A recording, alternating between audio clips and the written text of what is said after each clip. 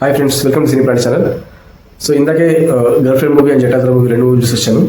So girl friend movie concept వచ్చేసి simple.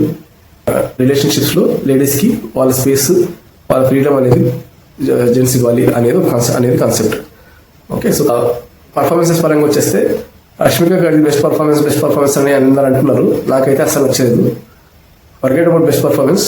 అసలు ఆవిడ యాక్టింగ్ చేస్తున్న, అసలు ఆవిడ ప్రతి సీన్ లో కూడా ఆవిడ యాక్షన్ చేస్తున్నట్లే అనిపిస్తుంది. కానీ ఎక్కడ కూడా ఆర్గానిక్ గా, న్యాచురల్ గా ఒక భూమిదేవి అనే క్యారెక్టర్ నాకు అసలు కనపడలేదు. లిటరల్ గా ఆవిడ ఎంతసేపు కూడా చాలా ట్రై చేసినారు యాక్షన్ చేయడానికి అనేలాగానే అనిపిస్తుంది. కానీ ఎక్కడ కూడా ఆ క్యారెక్టర్ కనపడలేదు నాకు అసలు.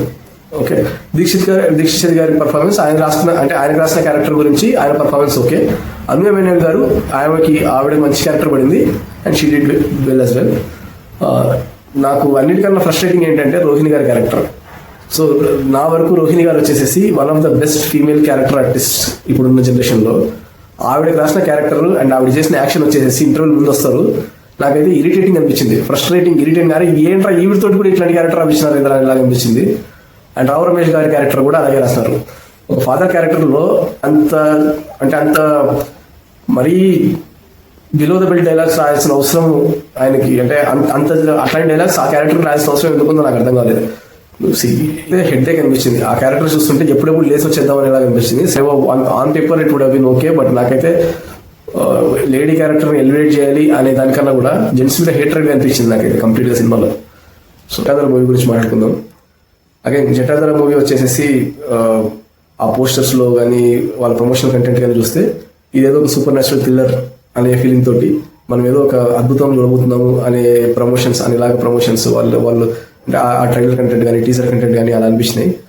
సో ఆ ఎక్స్పెక్టేషన్స్ తోటే నేను మూవీ థియేటర్లోకి వెళ్ళాను. బట్ మూవీ ఏం లేదు, సినిమాలో ఏం లేదు. లిటరల్గా వచ్చి సినిమాలో మ్యాటర్ లేదు. సో రాజు కనకాల గారు ఈసారి చనిపోరు నడుస్తుంటుంది.